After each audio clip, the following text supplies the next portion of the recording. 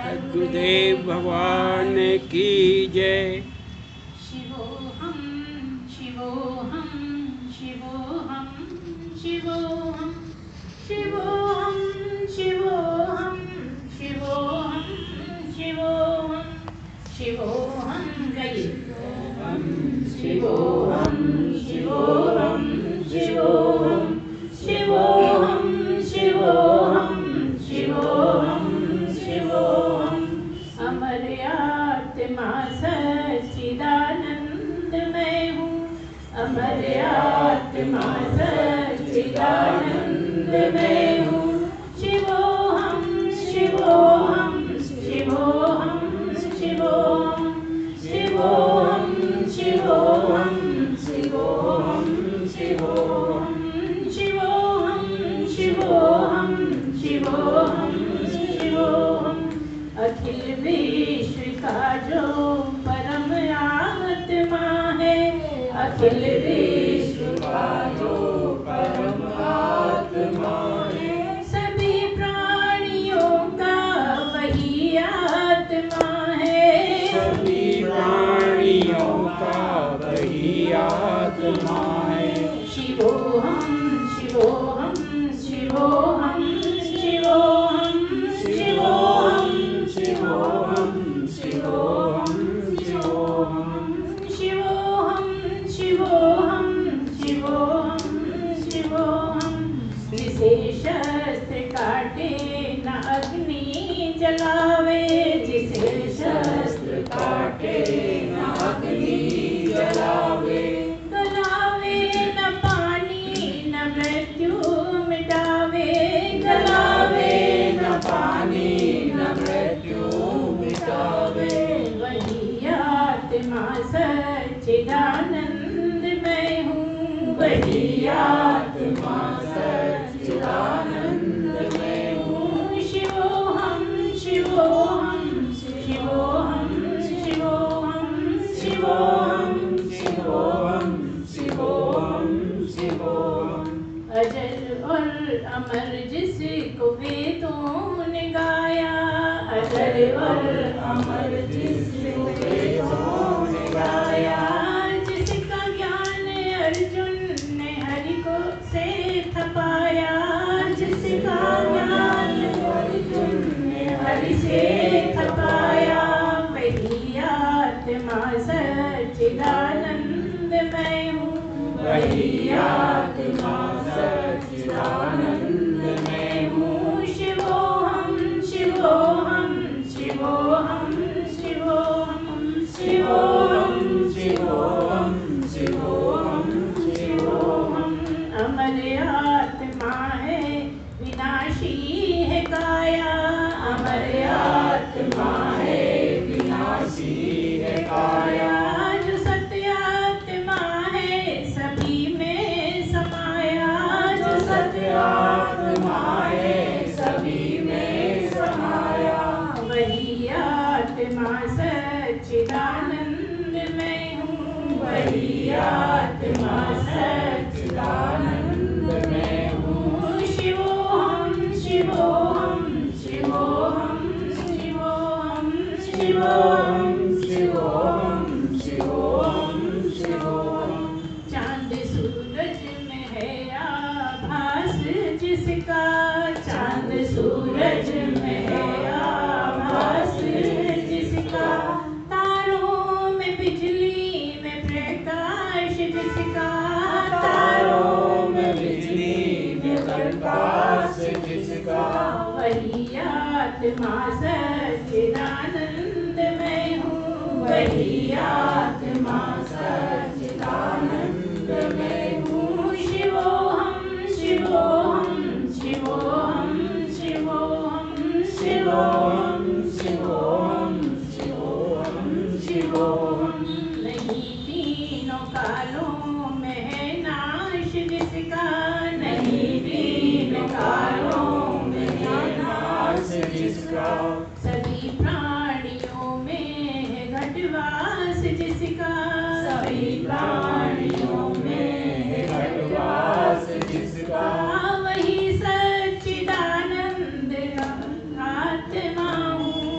वही आत्मा सच्चिदानंदमय हूँ, वही आत्मा सच्चिदानंदमय हूँ। शिवोहम शिवोहम शिवोहम शिवोहम शिवोहम शिवोहम शिवोहम शिवोहम। हमारे आत्मा सच्चिदानंदमय हूँ, हमारे आत्मा सच्चिदानंदमय हूँ। शिवोहम शिवोहम शिवोहम शिवोहम शिवोहम शिवोहम शिवोहम शिवोहम सच्चिदानंद भगवान की जय। कुछ प्रश्न है बोलना क्या है? एक प्रश्न ये है कि ये अहंकार कहाँ है? क्या मन बुद्धि में है कि शरीर में है, आकारों में है, कहाँ है? एक प्रश्न है कि ये सूक्ष्म शरीर, कारण शरीर, स्थूल शरीर, अगर सही ढंग से कहा जाए तो स्थूल शरीर, सूक्ष्म शरीर और कारण शरीर तीन है। और हमें ये समझ में आने लगा है थोड़ा थोड़ा कि जब हमें ज्ञान प्राप्त हो जाता है तो कारण शरीर खत्म हो जाता है और आगे चल के सूक्ष्म शरीर भी है कि नहीं है इसके बारे में भी आपने काफ़ी बताया है। ये जो स्थूल शरीर है जो हमें आँखों से दिखता है, इसका बहुत उपयोग है, ये भी आप बताते हैं कि इसका ही महत्व है यहाँ पर। तो इसी की चर्चा थोड़ी करें, ऐसी इच्छा जाहिर करें। एक प्रश्न है कि जब परमात्मा है और सब जगह है तो फिर नज़र क्यों नहीं आता? हमें ऐसी दृष्टि क्यों नहीं मिल पा रही कि हमें वो नज़र आए? ये कुछ प्रश्न है। ठीक है, कोशिश करेंगे सभी प्रश्नों को लेने का।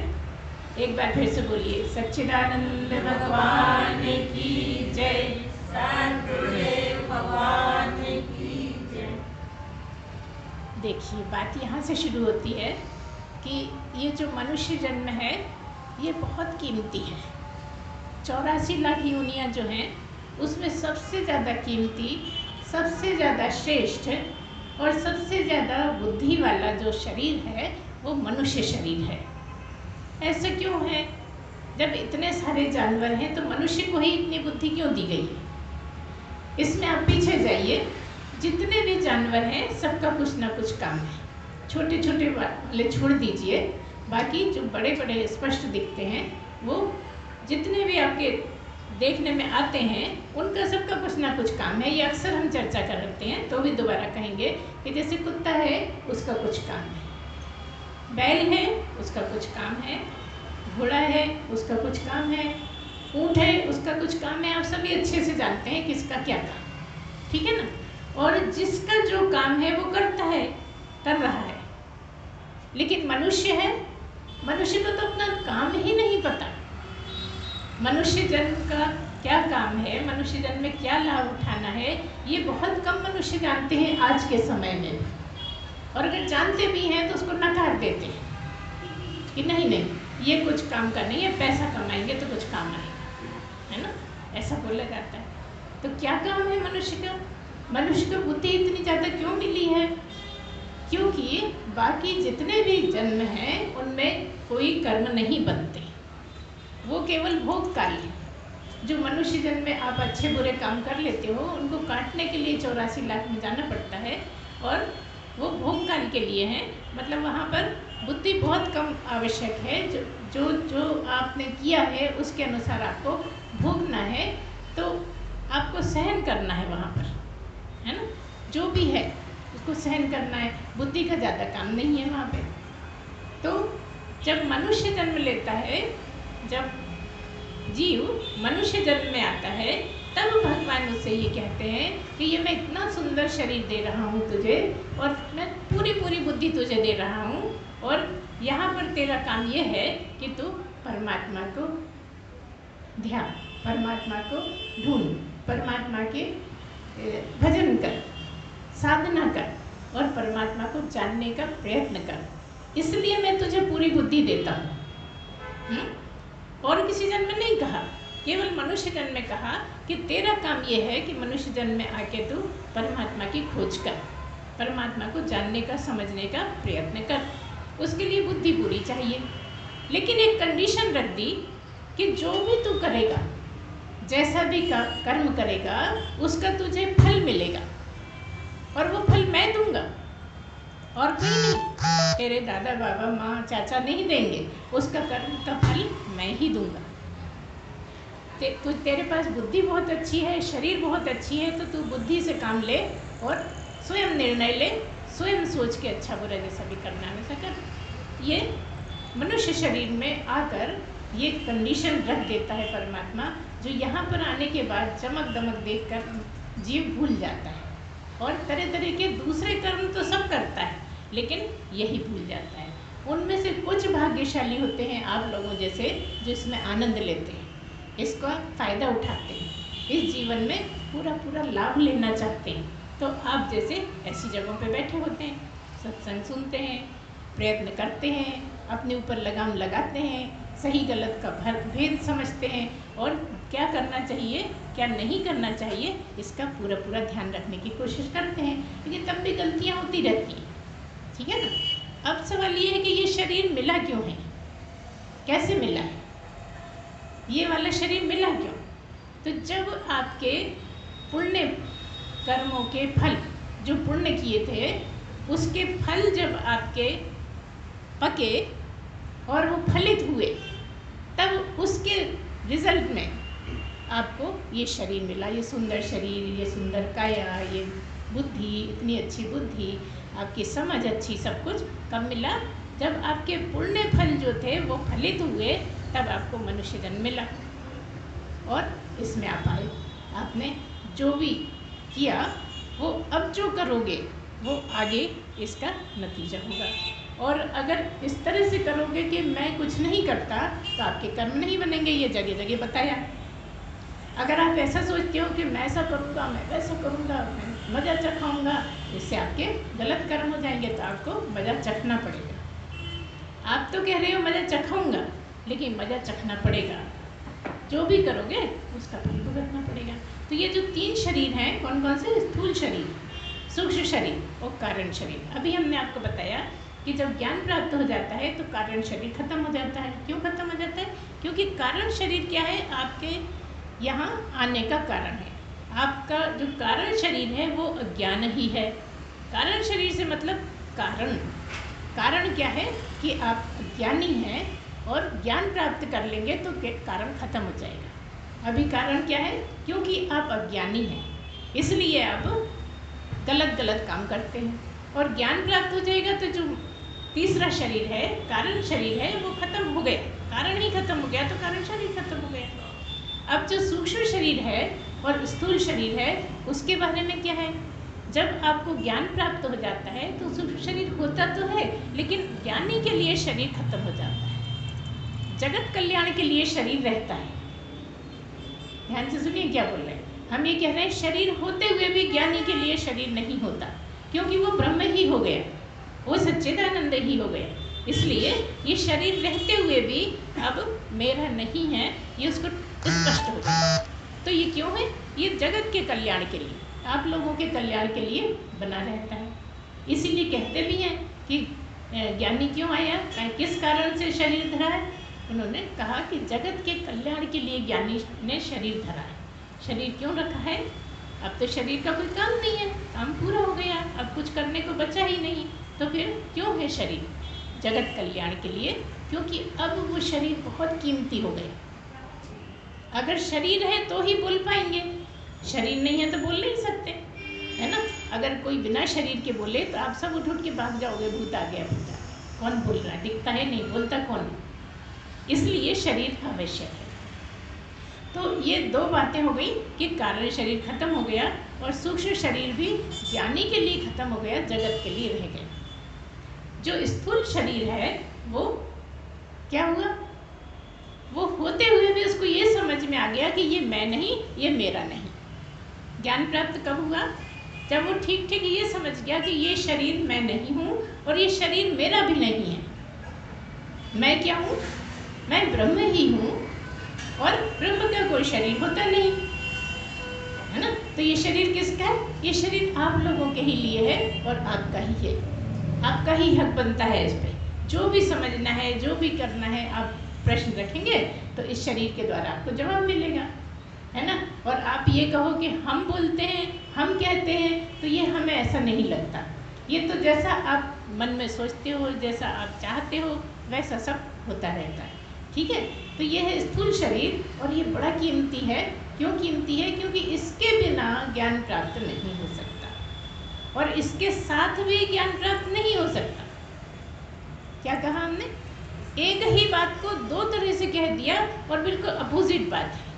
क्योंकि ये शरीर आवश्यक है, काहे के लिए आवश्यक है, साधना करने के लिए, शुद्धि करने के लिए, आप ज्ञान प्राप्त कर पाए इसकी पात्रता बनाने के लिए ये शरीर मिला है। अगर पात्रता नहीं होगी तो आपको ज्ञान प्राप्त नहीं होगा। इस शरीर से सारी तैयारी आपको करनी है। इस शरीर के द्वारा, इस शरीर की इंद्रियों पर लगाम लगा के आप साधना करेंगे तो गुरु के लायक हो जाएंगे। जब तक शुद्धि नहीं होगी गुरु कुछ नहीं कर सकेगा, कितना ही महान गुरु हो। कह दिया ना, गुरु बिन भव निधि तरही न कोई, जो विरंच शंकर सम होई। भले ही शंकर जी ही क्यों ना हो तो भी बिना गुरु के उनको ज्ञान प्राप्त नहीं होगा। तो आप भला क्या चीज़ है, हम तो धरती के जीव हैं ना, तो हम भला कैसे बिना गुरु के ज्ञान प्राप्त कर सकेंगे। इसलिए यहाँ पर ये कहना चाह रहे हैं कि गुरु की भी आवश्यकता है। गुरु जैसे चलाता है, अगर शिष्य वैसा चलता है, वैसा मानता है, वैसा करता है, तो ज्ञान प्राप्ति जल्दी हो सकती है।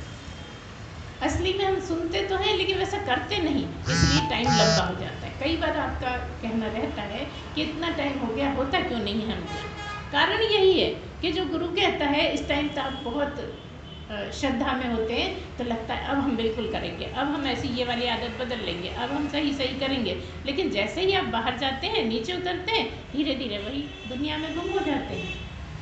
वही जो आपकी आदतें पड़ी हैं वही करते जाते हो और कब कर जाते हो पता ही नहीं लगता।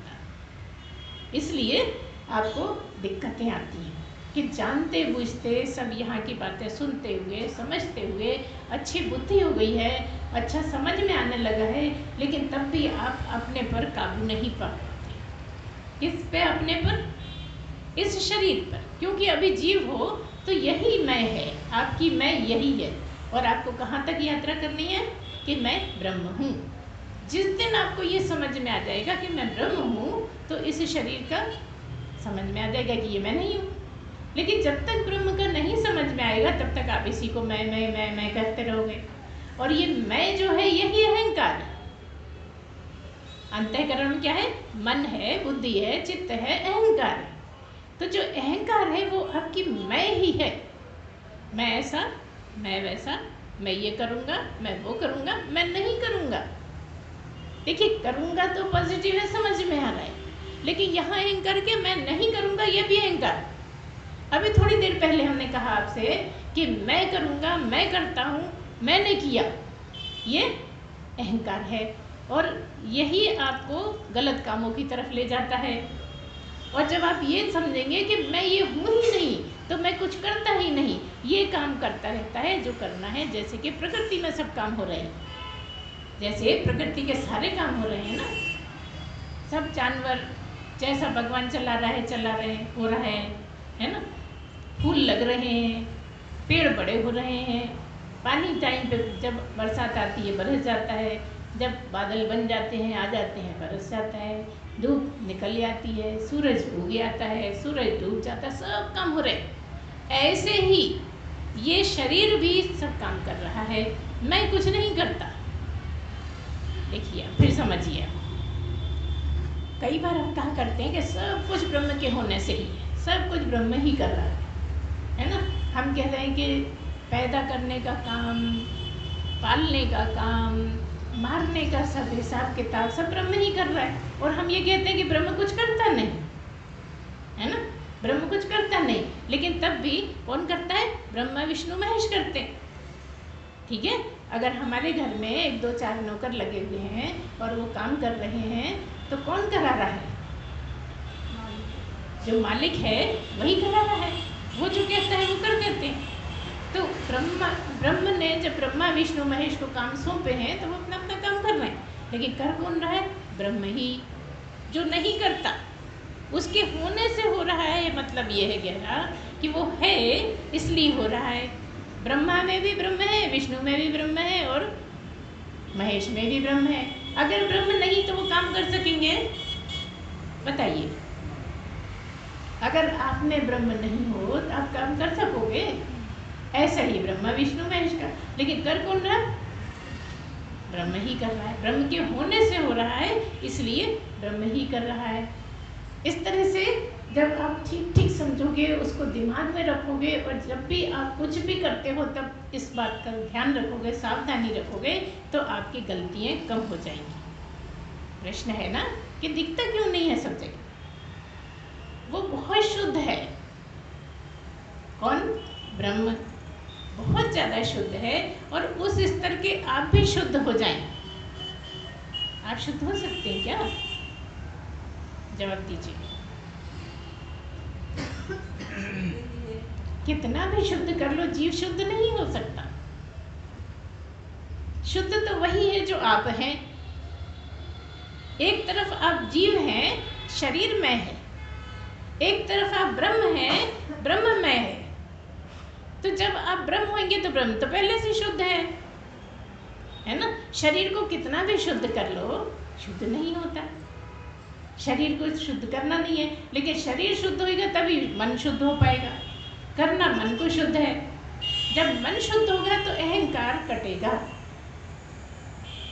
जब तक मन में गड़बड़ियाँ ज़्यादा रहेंगी, जब तक आपके शरीर की आदतें गलत होंगी, आप सही ढंग से नहीं चलोगे, अपनी इंद्रियों पे कंट्रोल नहीं करोगे, अपने बस में इंद्रियों को नहीं करोगे, तब तक अशुद्धि ही अशुद्धि है, गलत काम कर रहे हो। मनुष्य होते हुए भी, इतने श्रेष्ठ होते हुए भी गलत काम कर जाते हो, है ना। तो जब आप अपने इंद्रियों पे कंट्रोल करोगे, इंद्रियों पर विजय पालोगे, तो आप में बहुत शुद्धि हो जाएगी। उससे आपका मन भी शुद्ध होगा, और जब मन शुद्ध होगा तो आपके विचार अच्छे आएंगे। जब विचार अच्छे आएंगे तो अहंकार कम हो जाएगा, है ना। जब भी आप सोचोगे तो अहंकार जल्दी से स्वयं ही पकड़ लोगे। क्या मतलब है? जब आपको अपनी गलतियां पकड़ में आने लगेंगी तो शुद्धि तेजी से होगी। अभी आपको गलतियां पकड़ में नहीं आती, अभी आप कर बैठते हो, बाद में जब सोचते हो तो पता लगे, वो भी सोचने पर, नहीं तो सोचने की भी किसको फुर्सत है? इतने काम हैं, कौन सोचने बैठेगा? हो गया तो हो गया, अरे वाह, ऐसे क्या सबकी सुनते रहेंगे हम? किसी ने हमसे कुछ बात कही, हम इतने बड़े ऑफिसर, हम इतने महान, हम सब कैसे सुन लेंगे? हम ये कहते हैं जो सुन लेगा वो सबसे बड़ा महान। जो कठिन काम कर जाए वो महान होता है। जो ऐसी साधारण काम करे, लड़ाई झगड़े करे, उधमबाजी करे, वो महान कैसे होगा? ये तो आसान सा काम है, बच्चा भी लड़ सकता है, जवान भी लड़ सकता है, गाय भैंस भी लड़ लेती हैं, है ना, शेर भी लड़ते हैं, सब लड़ते हैं। तो जो ना लड़े, सुन ले, अपमान सह ले, अब बताइए कौन है जो अपमान सहेगा? इतने लोगों में कोई अपमान सहने की हिम्मत रखता है?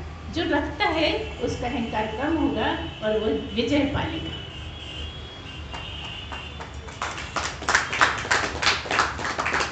अपमान सहना नहीं बनता, थोड़ा सा भी कहा कि दिमाग खराब हो जाता है ना, एकदम लाल पीले होने लगते हैं, जवाब देने लगते हैं।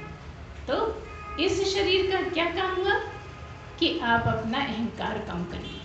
अहंकार जब कम करोगे तो आप शुद्ध ही होगे, क्योंकि आप समझ जाओगे कि मैं ब्रह्म हूँ।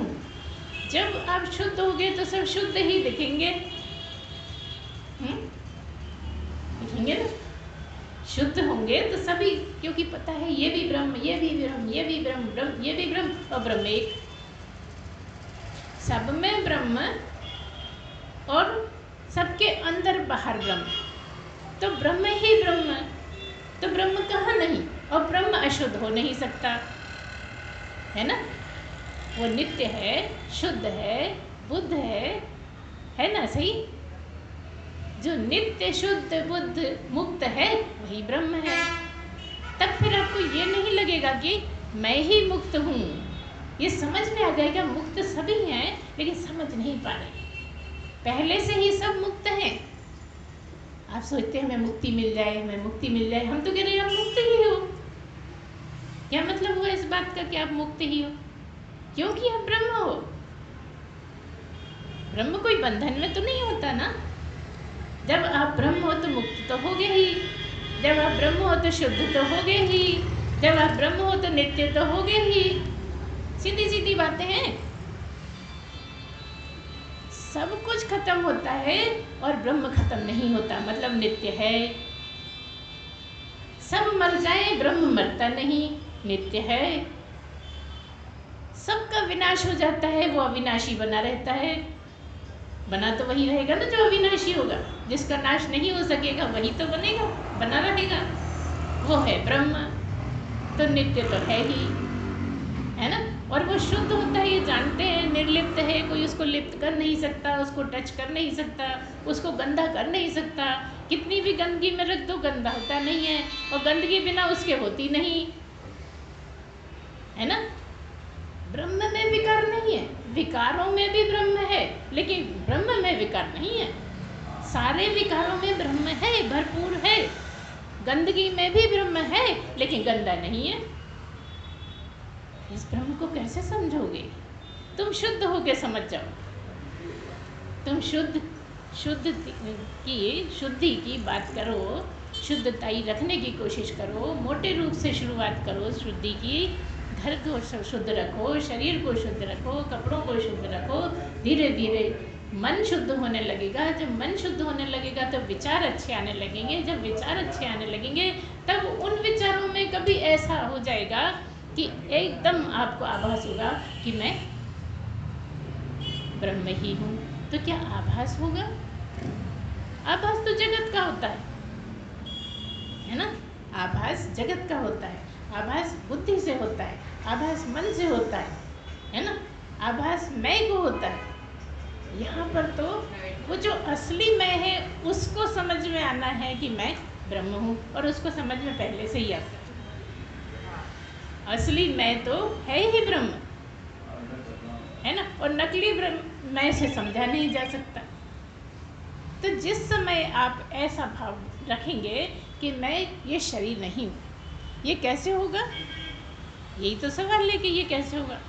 ये ऐसे होगा जब आप वाणी में इतने डूबना सीख जाएंगे, इतना डूबना सीख जाएंगे कि बस वाणी के अलावा और कुछ नहीं समझ में आएगा। कोई ऐसा समय जब आप वाणी ही हो जाएंगे तो आप ब्रह्म ही हो जाएंगे, है ना।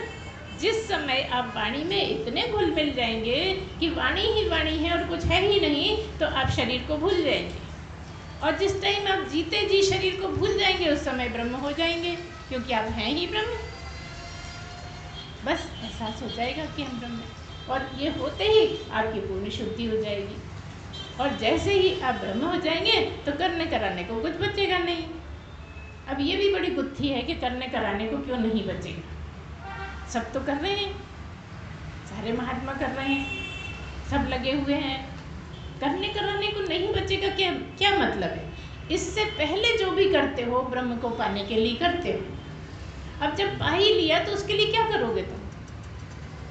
जब तुमने जान लिया, ब्रह्म को समझ लिया, आपकी समझ में आ गया कि मैं ब्रह्म ही हूँ, तो अब करने को क्या बचा? अब असली समय आया जब सब हो रहा है। इसलिए जरा भी अहंकार नहीं होता। जो पूर्ण पुरुष है उसको अहंकार छू भी नहीं सकता, क्योंकि ब्रह्म को अहंकार नहीं छू सकता, और वो ब्रह्म ही है, इसलिए उसको अहंकार नहीं छू सकता। इस तरह से सभी बातें ऐसी हैं जो समझने लायक है। अभी थोड़ी चर्चा चली, घड़े की चर्चा चली, है ना। घड़ा काहे से बना है? आटे से, मिट्टी से, है ना। घड़ा आटे से नहीं बना है, मिट्टी से बना है। और घड़ी वो मिट्टी से नहीं, डुबला, कनारी, सुराही, सभी मिट्टी से बने, है ना। लेकिन आप सुराही को कुल्हड़ नहीं कह सकते, कुल्हड़ को घड़ा नहीं कह सकते, है ना। जैसे जो आपका नाम है वो इनको नहीं कह सकते, जो इनका नाम है इनको नहीं कह सकते। सबके नाम अलग अलग हैं, सबके रूप अलग अलग हैं, सबके काम अलग अलग हैं, सबकी समझ अलग अलग है। यहाँ क्या है, यहाँ आपका अंतःकरण का काम है। लेकिन अंतःकरण किसके होते काम करता है? ब्रह्म के होते। ब्रह्म है इसलिए अंतःकरण सब कर रहा है काम, है ना। बुद्धि है कब है? जब ब्रह्म है। और ब्रह्म तो इसमें भी है, इसमें भी है, सब में है ब्रह्म। फिर यहाँ क्यों कहते हैं कि नहीं? नहीं नहीं, कनेक्शन, यहाँ की इम्पोर्टेंस ये है कि कनेक्शन रहता है। जब तक कनेक्शन है तब तक सब काम कर रहे हैं। जब कनेक्शन नहीं है तो जैसे ये है वैसे ये है, जैसे ये है ऐसे ये है ना। है यहाँ भी ब्रह्म, है यहाँ भी ब्रह्म, सब में भरपूर ब्रह्म है। लेकिन आपके अंतःकरण से कनेक्शन टूट गया, जैसे कि सोते में कनेक्शन टूट गया। जब आप गहरी नींद में सो जाते हैं तब आपको बिल्कुल नहीं पता रहता, क्योंकि पता कौन लगाता है? अंतःकरण से पता लगता है। और अंतःकरण से कनेक्शन टूट गया इसलिए कुछ नहीं पता लग रहा, है ना। तो शरीर में महत्वपूर्ण क्या है? अंतःकरण। अंतःकरण है इसीलिए जगत का पता लग रहा है, अंतःकरण है इसीलिए शरीर का पता लग रहा है, अंतःकरण है इसीलिए इच्छाओं का पता लग रहा है ना। जब सो जाते हो तो किस किस को याद आती है अपने घर की? बताओ। सो जाते हो तो किसको ध्यान है कि मैं क्या पहने हूँ? सो जाते हो तो किसको ये ध्यान है कि मैं किससे प्रेम करता हूँ? प्रेम करने लायक तो एक ही है, परमात्मा। तो अगर जगते में प्रेम कर पाओ तो सपने में भी प्रेम होएगा, है कि नहीं? क्योंकि कहा जाता है कि सपने वही दिखते हैं जो आप सोचते हो, जो आप करते हो दिन भर। जैसा करते हो, जैसा सोचते हो, वैसे सपने दिख जाते हैं। तो कितना आसान है उससे प्रेम करना। आसान है कि मुश्किल? उसको कहीं ढूंढने जाना नहीं है, कोई नाम लेके पुकारना नहीं है ना। उससे प्रेम करने का मतलब क्या है? ये स्वयं से ही प्रेम करना। आप जब किसी से प्रेम करते हो तो शरीर में आसक्त हो जाते हो। जब स्वयं को प्रेम करते हो तो यहाँ भी शरीर को संवारने में लग जाते हो। आप ये नहीं जानते कि मैं स्वयं हूँ कौन। अगर आप ठीक ठीक ये समझ जाओ कि मैं सच्चिदानंद ही हूँ, जिसको मैं भजता हूँ वही मैं हूँ, तो कहाँ जाना है तुम्हें? कब ढूंढना है अपने प्रेमी को? किधर ढूंढना है? घाट के नीचे? कहाँ ढूंढोगे? कहीं ढूंढने जाना ही नहीं है। जहाँ आप हो वहीं आपका प्रेमी है, आपसे अलग हो ही नहीं सकता, क्योंकि आप ही हो वो, है ना। आप सबसे प्रेम करते हो, सबसे दुश्मनी करते हो, सबसे लड़ते झगड़ते हो, सबको जवाब देते हो, सबसे कुछ कुछ करते रहते हो, लेकिन आपके अपने लिए टाइम कब निकालते हो? बताओ। अपने लिए कोई टाइम है तुम्हारे पास? अरे बहुत थक गए, अब सोते। हम कहते सोते समय ही अपने को याद कर लो। सोते समय तुम स्वयं को याद करो, हर दिन याद करो, और इतना याद करो, इतना याद करो कि याद करते करते ही नींद आ जाए। देखो तुम परमात्मा को प्रेम करते हो कि खुद को करते हो कि किसको करते हो। जब ऐसा होगा तो सभी से प्रेम हो जाएगा। अगर कोई तुमसे बुरा कहेगा भी तो में अहंकार नहीं आएगा, प्रेम आएगा। हो जाती है, गलती हो गई होगी, कुछ दिमाग गड़बड़ होगा, कुछ परेशानी होगी, तुम्हारे साथ भी तो होती रहती है परेशानी, ऐसे उसके साथ भी हो गया हो। उसने तुम्हें गाली दे दी तो तुम एकदम भड़क जाते हो। तो गाली भी तो किसी का नाम ही है ना। जिसको गाली दी वो तुम हो क्या? ये जो दिखता है ये मर जाएगा, इससे बड़ी कोई गाली है? और मरना क्या गाली है? वो तो आया है तो जाएगा ही। जब आया है तो जाना तो निश्चित है। जिस दिन आया था उसी दिन निश्चित था कि जाएगा ही। कितनी मेहनत करी हिरण्यकश्यप ने, हैं? कितने कितने भगवान से वायदे करवा लिए, काहे के लिए? ये ना जाए। और कहाँ कहाँ तक दिमाग दौड़ाया, जहाँ तक भी सोच सकता था सारी शर्तें उसने भगवान से रखवा ली, लेकिन तब भी नहीं मरा ना। मरा ना, देखो आप तो सब जानते हो कि तब भी मरा। इतना किसी ने नहीं सोचा होगा जितना उसने सोचा कि ऐसे भी नहीं, वैसे भी नहीं, कहीं नहीं, नीचे नहीं, ऊपर नहीं, दिन नहीं, रात नहीं, है ना, अस्त्र से नहीं, शस्त्र से नहीं, लेकिन भगवान के पास कितने रास्ते हैं। रावण ने भी बहुत मेहनत करी कि मैं मरूं नहीं। अगर उतनी मेहनत करता ब्रह्म के लिए तो ब्रह्म हो जाता, लेकिन ब्रह्म की जरूरत नहीं, क्योंकि अवगुण थे।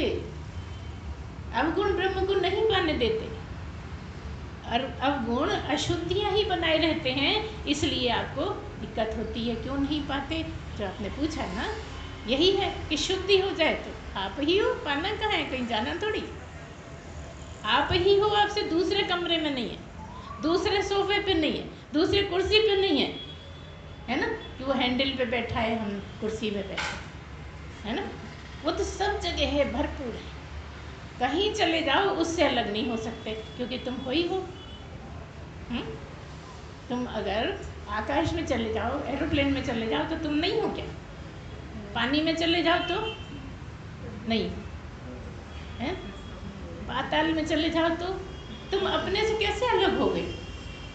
तो तुम्हें अपनी ही तो खोज करनी है, और तुम हर जगह हो। कभी ऐसा हो कि शरीर को भूल जाओ, बस हो गया काम। शरीर से इतने आसक्त हो कि जैसे ही नींद खुलती है, थोड़ी कच्ची नींद हुई कि शरीर का ध्यान आ जाता है, सपनों में चले जाते हो। थोड़ी नींद हल्की हुई कि सपने देखने लगते, किसके? इस शरीर के साथ जो पड़ा है बिस्तर पे, वैसा ही शरीर होता है ना। जब सपना देखते हो तो जो बिस्तर पे पड़ा है, जो हिल नहीं रहा है, वही शरीर तो समझ रहे हो कि उसके साथ चल रहा हूँ, उससे बात कर रहा हूँ, उसको थप्पड़ मार दिया, है ना। लेकिन एक बात देखो, तुम सपने में कभी किसी को गाली दी क्या तुमने? किसी ने भी?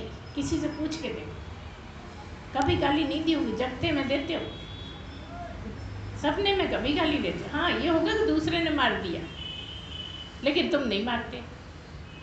जैसे ही झगड़ने लगोगे तो उठ जाओगे। इतनी शुद्ध हो सपने में, उससे भी ज़्यादा शुद्ध होना है, क्योंकि उस समय तुम सूक्ष्म शरीर हो, ये वाला शरीर छोड़ रखा है। स्थूल शरीर बिस्तर में पड़ा है और सूक्ष्म शरीर से सपना देख रहे हो। मानते इसी को, लेकिन जैसे ही नींद खुलता है तो दरवाजे भी लगे हैं, कुंडी भी लगी है, और शरीर पड़ा है बिस्तर पर। और पता नहीं कहाँ, दिल्ली बॉम्बे हो या अमेरिका हो या कहाँ कहाँ हो या पता नहीं, और पड़ा है बिस्तर पर। ऐसे ही यही सब बातें समझनी है कि जैसे हमने मिट्टी के बर्तनों की बात करी, मिट्टी के बर्तनों की बात करी, तो मिट्टी के बर्तन तो सब अलग अलग है, लेकिन सब में एक मिट्टी ही है। ये सारे बर्तन सब अलग अलग हैं, सबके आकार अलग हैं, सबकी आवाज़ अलग है, सबके नाम अलग हैं, सबके रूप अलग हैं, लेकिन सबके सब में एक ब्रह्म रहता है जो एक ही है, अलग अलग है ही नहीं, अलग हो ही नहीं सकता। जैसे सारे मिट्टी के बर्तनों में मिट्टी ही मिट्टी है, सब मिट्टी के लेवल पर एक ही हैं, ऐसे ही ब्रह्म सब में है, और ब्रह्म बिल्कुल किसी से बिल्कुल जुदा नहीं। जो यहाँ वही यहाँ, वही यहाँ वही यहाँ, वो सारे संसार में, सारे ब्रह्मांड में, तो ब्रह्म के लेवल पे सब एक, मिट्टी के लेवल पे सब एक, आकार में अलग अलग, काम सबके अलग अलग। कितना आसान है समझना। अब ये बताओ कि जब लहरें होती हैं, जब तालाब में, समुद्र की बात छोड़ो, तालाब तो देखते रहते हो ना, भोपाल में ही रहते हो, तो तालाब में जब लहरें होती हैं तो तुम्हें बहुत मज़ा आता है ना, देखते हो। और जब लहरें नहीं होती तब देखते हो। पानी को क्या देखना है? अच्छा ये बताओ, जब लहरें होती तो पानी तो नहीं होता ना, हैं? लहरें होती हैं तो पानी कहाँ? पानी होता है ना, तो पानी की क्यों नहीं ध्यान आता? लहरों का तो ध्यान आता है, तो पानी का ध्यान नहीं आता। शरीरों का तो ध्यान आता है, ब्रह्म का याद नहीं आता। बिल्कुल इतने आसान है कि बुलबुला तो दिखता है, बुलबुला फूट गया दिखता है, लेकिन पानी नहीं दिखता। पानी के बिना बुलबुला हो सकता है? पानी के बिना लहर हो सकती है क्या? पानी है तो लहर है, पानी के होने से ही लहर है, ब्रह्म के होने से ही तुम हो, ब्रह्म के बिना तुम हो नहीं सकते। तो ब्रह्म ज़्यादा जरूरी कि तुम ज़्यादा जरूरी? याद किसको करोगे? शरीर को।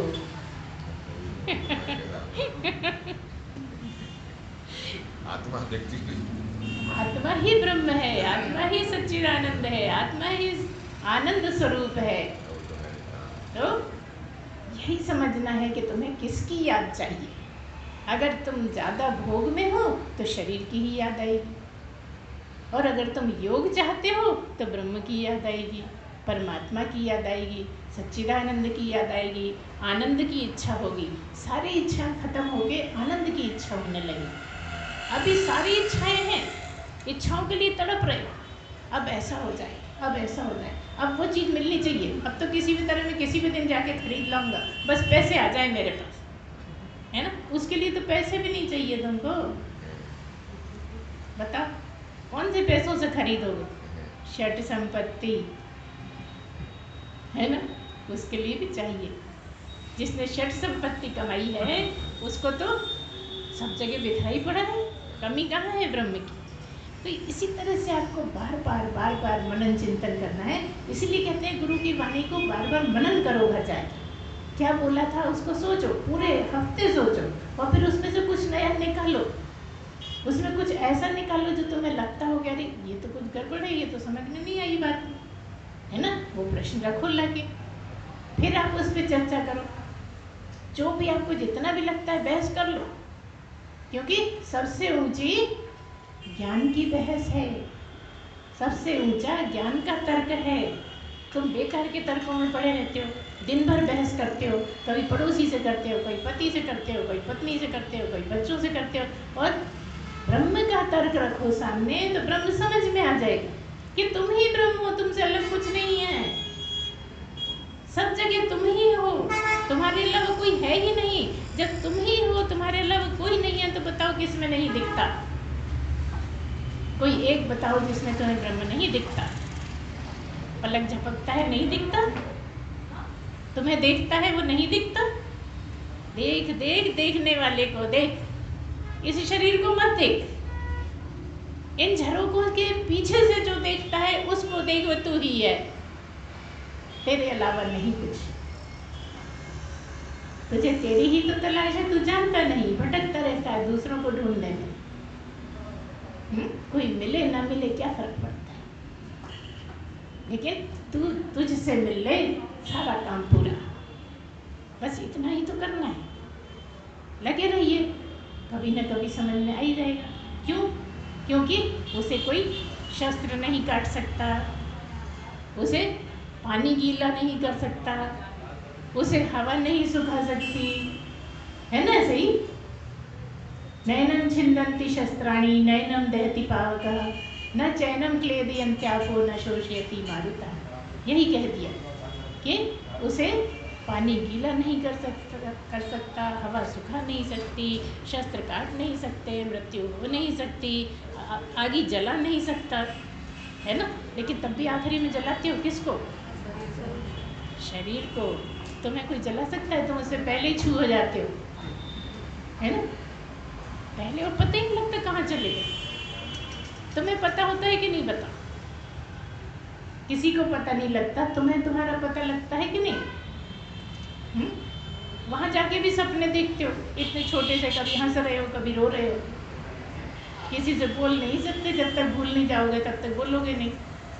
कोई बच्चे देर में बोलते हैं, इसका मतलब उन्हें याद रहता होगा ज़्यादा देर। मैंने बहुत उपाय बना दिए।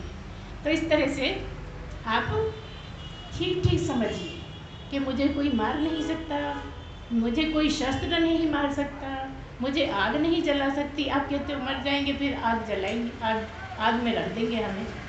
बताओ, तुम्हें कोई आग में रख सकता है? तुम तो स्वयं ही आग हो। इस तरह से आपको बार बार चिंतन करना है, बार बार मनन करना है, और बस चले जाइए, चरे वेती। एक दिन सफलता मिल ही जाएगी, क्योंकि जो मनुष्य की गहरी इच्छा होती है उसको मिलता ही है, उससे भगवान पूरा सहयोग देते हैं, है ना। आप करके तो देखिए, जगत में आपने बहुत सी चीज़ें ऐसी देखी होंगी जिसकी इच्छा करी होगी, खूब ज़्यादा तीव्र इच्छा है तो आपको मिल ही जाता है, परेशान होकर मिले मगर आप बड़े प्रसन्न हो जाते हैं, वहाँ मिल ही गया आखिर, ऐसे ही वो मिल ही जाएगा। बोलिए सच्चिदानंद भगवान